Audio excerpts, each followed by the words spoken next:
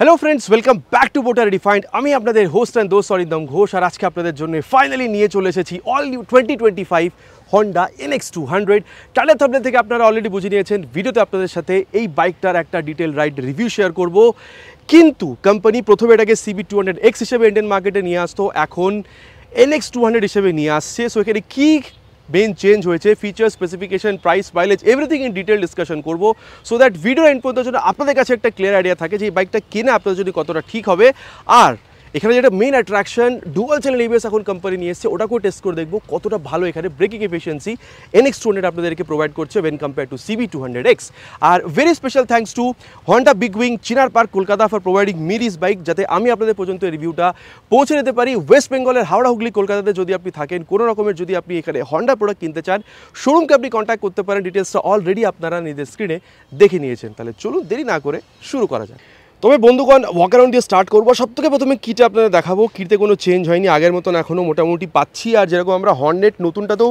মডেলটাতেও পাচ্ছি মোটামুটি সিমিলার কি এখনও পাচ্ছি দেখুন কালার মোটামুটি এখানে তিনটে আছে এটা রেড কালার দেখতে পাচ্ছেন দেন এরপরে আপনি ব্ল্যাক পাবেন দেন আপনি বলতে পারেন ব্লু পাবেন এবার রেডটা বেশি অ্যাট্রাকটিভ ছিল ওই জন্য আপনাদের জন্য আমি এটা নিয়ে এসেছি আজকে রিভিউর জন্য ঠিক আছে এবার প্রাইস যদি দেখেন আগের থেকে মোটামুটি 20-22 টাকা বেড়েছে এবার অন রোড প্রাইস কী সেটা আপনাদের জানাবো কিন্তু তার আগে বলে দিই এখানে চেঞ্জ কী হয়েছে দেখুন যদিও আপনি এখানে এই যে এই বলতে পারেন ভাইজারটা দেখে খুব একটা বুঝতে পারছেন না যেখানে চেঞ্জ হয়েছে এবার হাওয়া থেকে কতটা বাঁচাচ্ছে উইন্ড ব্লাস্ট থেকে সেটাও আমরা রাইডের টাইমে দেখবো কিন্তু তার আগে বলে দিই ডেফিনেটলি আপনি যদি এখানে এই যদি বলতে পারেন হেডল্যাম্পটা এখানে কিন্তু চেঞ্জ হয়েছে একটা স্মোকি ইফেক্ট আছে ঠিক আছে হালকা আর এরপরে আমি এখানে যে অন করবো আপনি মেন যে ডিফারেন্স সেটা এখানে বুঝতে পারবেন এটাকে একবার অন করি এই যে অন করার পরে দেখুন এখন অতিরিক্ত রোদ বাইরে সেজন্য হয়তো বুঝতে পারছেন না কিন্তু এখানে এই যে ডিআরএলটা এটা কিন্তু এখানে এখন এক্সট্রা অ্যাড হয়েছে ঠিক আছে আর তারপরে যদি এখানে দেখতে পাচ্ছেন high beam low beam pass সাইডের সুইচ আছে এই যে high beam low beam and pass side আপনি কিন্তু এরকম করে এখানে এটাকে অপারেট করতে পারছেন আর একটা ব্যাপার দেখুন এখন কিন্তু প্রতিটা অন্যান্য হন্ডার বাইকের মতন আর এখানে কিন্তু OBD2B সেন্সরও অ্যাড করা হয়েছে এখন ঠিক আছে আর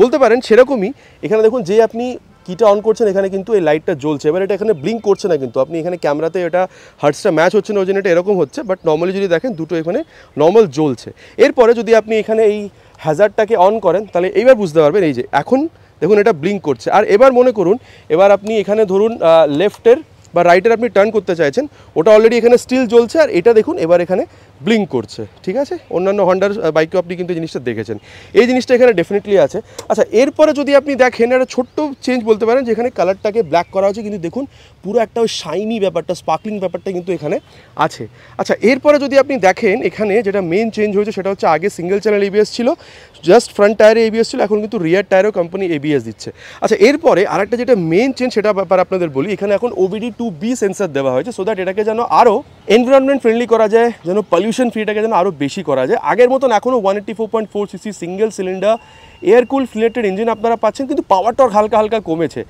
এখন আপনারা 17 PS এ পাওয়ার পাচ্ছেন যেটা আগে 17.2 PS ছিল আর তারপরে এখন আপনারা 15.7 নিউটন মিটার টর্ক পাচ্ছেন যেটা আগে আপনারা 15.9 নিউটন মিটার পেতেন ঠিক আছে এই ব্যাপারটা আছে স্লিপ অ্যান্ড অ্যাসিস্ট ক্লাচ এখানে কোম্পানি দিয়েছে আগের মতন আগে যেরকম আসতো এখানে কিন্তু আমার মনে হয় এয়ার কুল থেকে যদি এটা অয়েল কুল হতো তাহলে লং টুরিংয়ের জন্য এটা আরও বেটার হতে পারতো তাই না এবার আপনাদের কী বক্তব্য এটা সেটা কিন্তু আপনারা নিচে প্লিজ কমেন্ট করে জানাবেন আর তারপরে দেখুন কমপ্লিটলি বাইকটাকে এখানে ব্ল্যাকই রাখার চেষ্টা করা হয়েছে কিন্তু ট্যাঙ্কটা যদি দেখেন এখানে রেড আছে যেরকম NX500-এ দেখেছিলেন মোটামুটি ওই রকম একটা সিমিলার টাইপের এখানে NX এই যে স্টিকারিংটা কোম্পানি এখানে করেছে আর এখানে দেখুন এই যে হোয়াইট বা গ্রে কালারের আপনি এখানে স্টিকারিং পাচ্ছেন আর রিয়ারেও যদি আসেন তাহলে এখানেও কিন্তু আপনি হোয়াইট বা গ্রে কালারের স্টিকারিং পাচ্ছেন আর এখানে 200 লেখা আছে ঠিক আছে এই ব্যাপারটা আছে আচ্ছা এরপরে নেক্সট যে চেঞ্জ চলুন সেটার ব্যাপারে আপনাদেরকে বলি এই যে আপনি যেরকম SP 125 বা 160 দেখেছিলেন এরকম কিন্তু এখানেও একটা C type mobile charging port আপনারা পেয়ে যাচ্ছেন আর তারপরে এখানে এটাকে এই দেখুন ট্যাঙ্ক মাউন্টেড কি স্লট যে অন করছি এই যে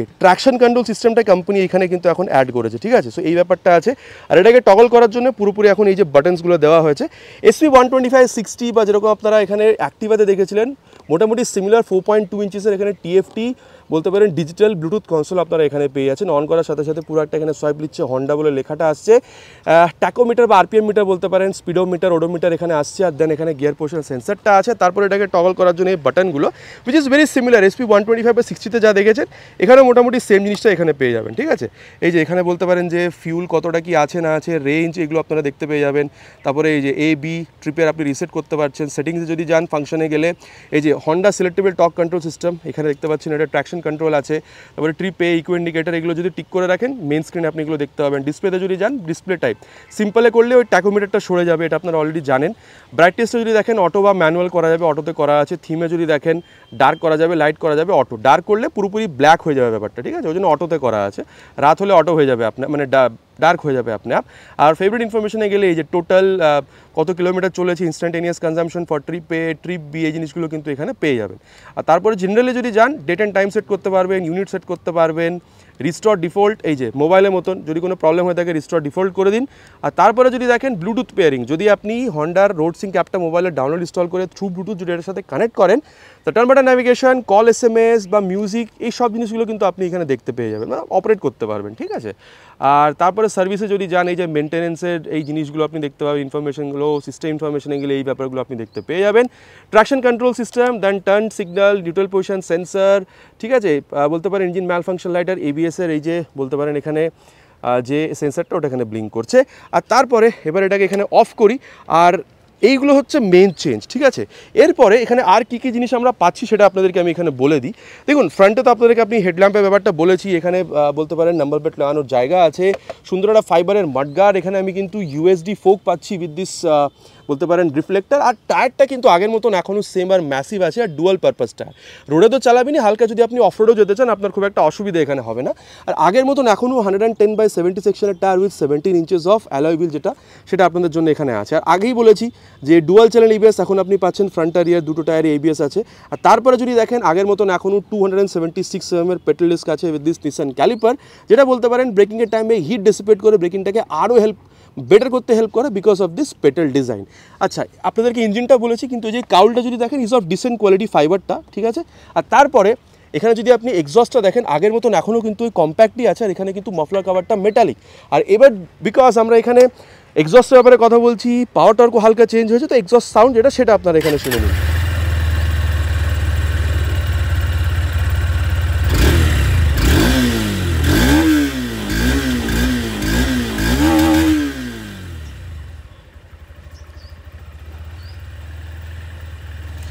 আপনাদের কীরকম লেগেছে? আমার কিন্তু খুব একটা এখানে সাউন্ড চেঞ্জ হয়নি। এবার আপনাদের কীরকম লেগেছে নিচে প্লিজ কমেন্ট করে জানাবেন। আর তারপরে যদি এখানে রিয়ার পোর্শনটা দেখেন, এখানে কিন্তু আগের মতন এখনও বলতে পারেন যে সেম ওই এখানে বলতে পারেন LED ব্যাকলাইট আছে। তারপর এখানে এই যে turn indicators of LED reflector, এখানে মাডগার্ডটা পাচ্ছেন। আর তারপরে টায়ারটা যদি দেখেন না, এখানে ক্যামেরা জাস্টিফাইডাকে করতে পারছে না, রিয়েলে দেখলে তবে বুঝতে পারবেন কতটা ম্যাসিভ টায়ার। আর এখনও কিন্তু আপনারা আগের মতন সেম এখানে 140/70 সেকশনের tyre with 17 inches of alloy wheel কিন্তু এখানে পেয়ে যাচ্ছেন, ঠিক আছে। আর তার সাথে সাথে 220 mm petal disc with Nissin caliper, and then এখানে অ্যাডজাস্টেবল মোনোশক সাসপেনশন, সেম এটা আগের মতনই আছে। আর লেফট সাইডে যদি এখানে আসেন তাহলে দেখতে পাবেন এই যে সারি গার্ডটা দেওয়া আছে, ওটাকেও গার্ড করার জন্য এখানে প্লাস্টিকের যে কভার সেটা দেওয়া আছে। এখানে box extension swing arm, open chain system, main stand, side স্টেজি, কাট অফ সেন্সার, এগুলো সেম আছে, ঠিক আছে। আর তারপরে যদি দেখেন এখানে এই যে ফুটরেস্ট বা এই ফুটরেস্টের কোয়ালিটিগুলো যদি দেখেন, এগুলো কিন্তু যথেষ্ট ভালো। সিটটা দেখুন স্প্লিট সিট আগের মতনই আছে, পেছনে ধরে বসার জন্য সুন্দর একটা গ্র্যাব হ্যান্ডেল পাচ্ছেন। সিট হাইটটা অ্যাকচুয়ালি একটু বেশি, 810 mm পর্যন্ত। এবার কীরকম কি ফিল দিচ্ছে সেটা আগে আমি আপনাদেরকে চালানোর টাইমে বলবো, কিন্তু হাইট যদি 5-6 পর্যন্ত না হয় তাহলে টিপটোটা হতে পারে, ঠিক আছে। আর তারপরে যদি ট্যাঙ্ক দেখেন মোটামুটি 12 লিটারের আছে। এটা যদিও আপনি ফাইবারে দেখতে পাচ্ছেন, কিন্তু ভেতরের ট্যাঙ্কটা মেটালিক, আর মোটামুটি 40-45 পর্যন্ত মাইলেজ আপনি পেয়ে যাবেন। আর NX-এর এই যে বলতে পারেন এখানে স্টিকারিংগুলো আপনাদেরকে আমি দেখিয়েছি। আর আরেকটা জিনিস দেখুন, এখানে কিন্তু E20 স্টিকারিং আছে, মানে যদি ফ্লেক্সিবল দিয়ে রান করাতে চান ইঞ্জিনটাকে রান করানো যেতে পারে। আর এখানে যদি আপনি গ্রাউন্ড ক্লিয়ারেন্স দেখেন 167 mm, আর ওয়েট দেখুন আগের মতনই আছে, খুব একটা চেঞ্জ হয়নি, 147 কিলোগ্রাম পর্যন্ত বলতে পারেন। এখানে আপনাদের মিটার কনসোলটা দেখিয়ে দিয়েছি, এখানে চার্জার ব্যাপারটা বলেছি, high beam low beam pass একটা সুইচ আপনারা এখানে পাচ্ছেন, টগল করার জন্য বাটনগুলো, টার্ন সিগন্যাল, হর্ন ঠিকঠাক, খুব বেশি লাউড না। ইঞ্জিন কিল সুইচ এখানে পাচ্ছেন, এখানে এই যে হ্যাজার্ড ল্যাম্পের সুইচ, আর নিচে হচ্ছে ইঞ্জিন অন করার সুইচ। এক্সস্ট সাউন্ডটা অলরেডি শুনিয়েছি। এবার চলুন যাওয়া যাক রাইড, অ্যান্ড দেন দেখি যে এই যে রাইড বলতে পারে যে রিয়ার ভিউ মিরার, এটা কত ভালো রিয়ার ভিউ আপনাকে দিচ্ছে। তবে বন্ধুগণ এবার এখানে রাইডটা স্টার্ট করা যাক of this all new 2025 Honda NX 200। দেখুন যখন সিটে বসছেন 810 পর্যন্ত, ঠিক আছে। সো দেখুন আমি বলবো যে আপনার হাইট যদি 5-6 পর্যন্ত হয় ঠিকঠাক, ঠিক আছে, বিকজ আমার হাইট ক্লোজ টু 6, পা কিন্তু হালকা বেন্ড হচ্ছে, ঠিক আছে, হালকা একটু রিয়ার ফিটেড ফুটপেগ, আপনি কিন্তু যথেষ্ট আপরাইট বসছেন, হ্যান্ডেল বারটা যথেষ্ট চড়া, স্পেস আছে, আপনি হোক বা পিলিয়ন হোক আপনার এখানে কোনো অসুবিধা হচ্ছে না, ঠিক আছে। তারপরে দেখুন যথেষ্ট যেহেতু হ্যান্ডেলটা চড়া, আপনি আপরাইট বসছেন, সো ওই লং রাইডের জন্য যে সিটিং পজিশনটা ওটা কিন্তু ডেফিনেটলি আপনি এখানে পাচ্ছেন, ঠিক আছে। আর চলুন এবার টাইম ওয়েস্ট না করে স্টার্ট করা যাক। ফার্স্ট গিয়ারে দিয়ে দিয়েছি অলরেডি, আর এই যে ইনিশিয়াল ইমপ্রেশনটা কিন্তু আগের মতনই আছে। সেকেন্ড গিয়ার, থার্ড গিয়ার, এই যে হালকা পাওয়ার টর্ক যে ডাউন হয়েছে তার জন্য যে এমন কিছু এখানে আপনি ডিফারেন্স বুঝতে পারছেন সেটা কিন্তু নয়, ঠিক আছে। আর তারপরে দেখুন এখানে ক্লাচটা because of slipper assist clutch যথেষ্ট সফট, ঠিক আছে। আর এটাকে এবার আমরা টেস্ট করেও দেখবো, মোটামুটি এটাকে 5th গিয়ার থেকে একটু স্পিডে নিয়ে গিয়ে নামিয়ে দেবো, এই যে 4th গিয়ারে ক্লাচ ছেড়ে দিলাম, 3rd গিয়ারে নামিয়ে ক্লাচ ছেড়ে দিলাম, 2nd গিয়ারে নামিয়ে দেখুন ক্লাচ ছেড়ে দিলাম, আরপিএম ইনক্রিজ করেছে কিন্তু রিয়ার টায়ার স্লিপ করেনি। মানে এরকম হয় না যে আপনি যখন মানে হাইওয়েতে থাকেন, সামনে কিছু চলে আসলো, ব্রেক তো করবেনই, ইঞ্জিন ব্রেকিং, মানে যদি আপনি গিয়ার ডাউন করে ক্লাচ ছাড়তে থাকেন তাহলে কিন্তু রিয়ার টায়ারটা স্লিপ করে যায়, স্লিপার অ্যাসিস্ট ক্লাচ না থাকলে। এখানে কিন্তু সেটা হচ্ছে না, বিকজ অফ স্লিপার ক্লাচ আপনি কিন্তু রিয়ার টায়ারটাও স্লিপ করবে না যদি আপনি অ্যাগ্রেসিভ ডাউনশিফট করে যদি ক্লাচ ছেড়ে দেন, সামনে কিছু যদি চলে এসে থাকে, যদি আপনি এখানে ইঞ্জিন ব্রেকিং করতে চান তাহলে, ঠিক আছে। আর তারপরে দেখুন আপনি আপশিফট করছেন বা ডাউনশিফট করছেন, হালকা কিন্তু একটা এফার্ট আপনাকে এখানে দিতে হচ্ছে, ঠিক আছে, হালকা এফার্টের সাথে আপ বা ডাউনশিফট কিন্তু আপনার এখানে হয়ে যাচ্ছে, ওটাতে কিন্তু আপনার এখানে প্রবলেম হচ্ছে না। আর এবার যখন আমরা এতটা কথা বলছি অ্যাবাউট দিস বলতে পারেন আপশিফট, ডাউনশিফট, ক্লাচ, গিয়ার্স এন্ড অল, চলুন তবে এর যে অ্যাক্সিলারেশনটা সেটাও করা যাক, আর তারপর এটার যে পারফরমেন্স সেটার ব্যাপারে আমরা আগে কথা বলছি। Will start with 3 horns, already I have kept it on first gear.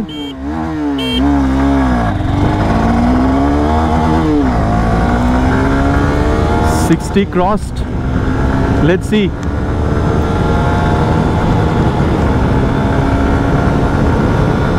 $100 also easily crossed. দেখুন বন্ধুগণ, সোজা কথা হচ্ছে যদি আপনি পারফরমেন্স দেখেন আমার মনে হয় না আগের থেকে খুব একটা চেঞ্জ হয়েছে, 19-20 তফাৎ হবে হয়তো। আগে যতটা সেকেন্ডে 0 to 60 অ্যাচিভ হতো এখনও মোটামুটি সেরকমই হচ্ছে।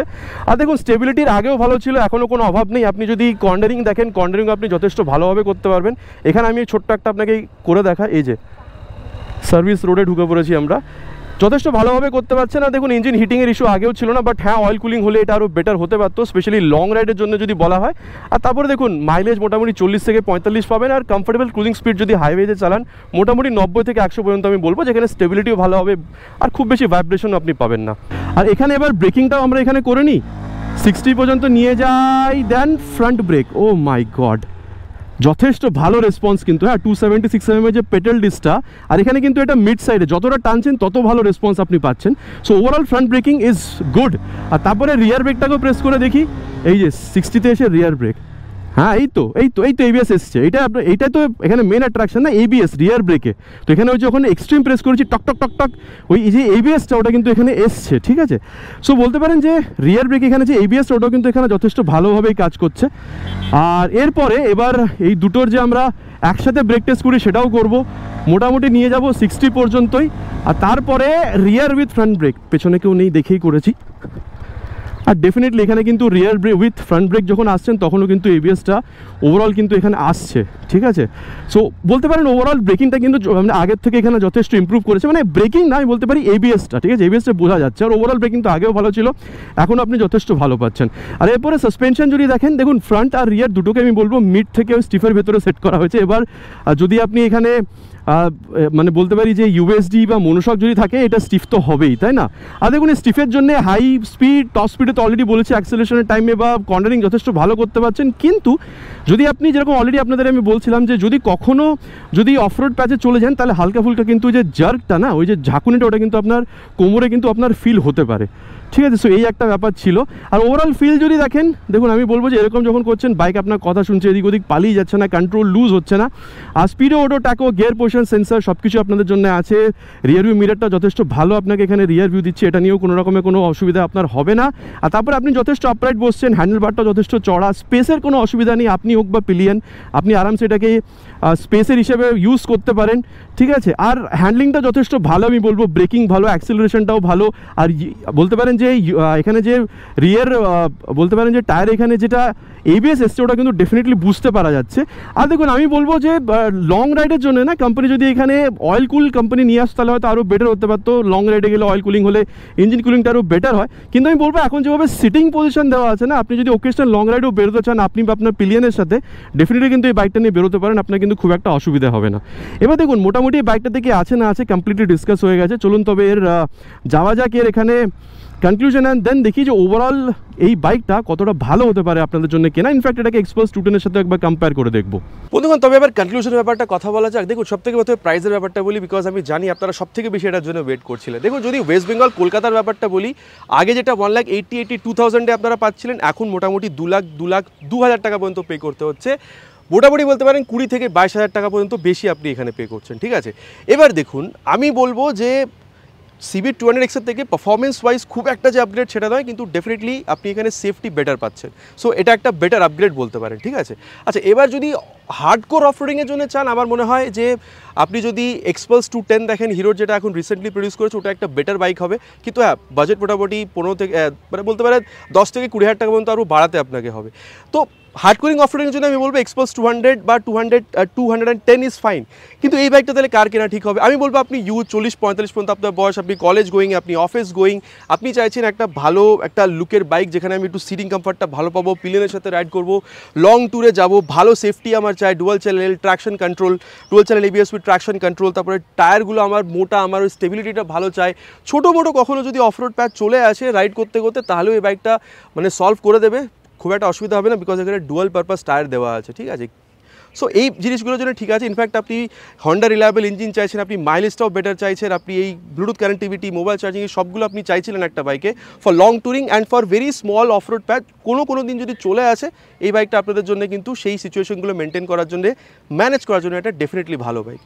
তো দেখুন এই বাইকটার মধ্যে কি আছে না আছে, walk around, ride review, comparison with Xpulse 210 সব কিছু আপনাদের সাথে আমি শেয়ার করে দিয়েছি। এবার আপনার কি মনে হয়, এখন এই বাইকটা কিনবেন নাকি হিরোর যে নতুন এক্সপালস 210 ওই বাইকটা কিনে আপনি বেশি পছন্দ করবেন? 10 থেকে 20,000 টাকা বেশি দিও, নিচে কিন্তু কমেন্ট করে জানাতে প্লিজ ভুলবেন না।